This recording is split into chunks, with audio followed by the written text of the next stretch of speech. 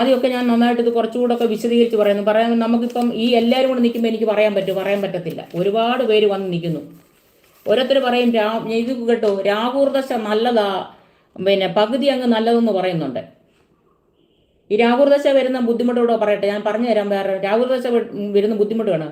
അമിതമായുള്ള അകാരണമായ ഭയം വരും, നമുക്ക് ഉത്കണ്ഠ വരും, ഉത്കണ്ഠ രോഗങ്ങൾ വരും. ഇവർക്കൊക്കെ ഏകാന്തത എന്ന് പറഞ്ഞാൽ ഏകാന്തത അനുഭവപ്പെടുന്ന പോലെ ഇവർക്കൊരു പിന്നെ വിഷബാധ ഏൽക്കാൻ, ഇതൊക്കെ ആരെങ്കിലും വിശദീകരിച്ച് പറഞ്ഞിട്ടുണ്ട്, വിഷബാധ ഏൽക്കാൻ പിന്നെ സാധ്യതയുണ്ട് ഈ രാഹുർദശ കാലത്ത്. അത് സൂക്ഷിക്കണം എന്ന് പറഞ്ഞാൽ ഈ രാഹുവിൻ്റെ കാലത്തൊക്കെ, മനസ്സിലായോ? അപകാര സമയം എന്ന് പറഞ്ഞാൽ കുറച്ച് മോശമായി ഇനി രാഹു എന്ന് പറയുന്നത്. 2 വർഷം 8 മാസമുണ്ട് രാഹുർദശയുടെ അപകാര സമയം എന്ന് പറഞ്ഞാൽ. ആദ്യം കുറച്ച് നല്ല ബുദ്ധിമുട്ട് വരും നമുക്ക്. ഈ രാഹുവിൻ്റെ കാര്യം പറയാം. രാഹുദശക്കാലത്തിൻ്റെ പിന്നെ മനോവിഷമങ്ങളാണ് നമുക്ക് വരുന്ന അപകാര സമയത്ത് വരുന്നത്. മനോവിഷമങ്ങളെ, കലഹങ്ങളെ, വിഷഭയമേ, ഇങ്ങനെയൊക്കെ നമുക്ക് ധനനഷ്ടം, അപവാദം, ഇതൊക്കെ കേൾക്കേണ്ടി വരും.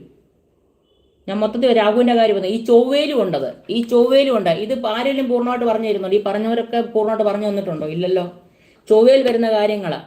അപവാദം കേൾക്കാം, കലഹം ഉണ്ടാകാം, ദാമ്പത്യകലഹം ഉണ്ടാകാം, അങ്ങോട്ടും ഇങ്ങോട്ടും സ്വരച്ചേർച്ചയില്ലായ്മ വരും. ഇതെല്ലാം നമുക്ക് ഇതിനകത്ത് വരുന്നുണ്ട്. പിന്നെ എനിക്ക് ഒരുപാട് ഇങ്ങനെ വിശദീകരിച്ച് പറഞ്ഞുകൊണ്ട് ഇത്രയും ആൾക്കാർ വരുമ്പോൾ നമ്മൾ എത്ര വിശദീകരിച്ച് വരാം.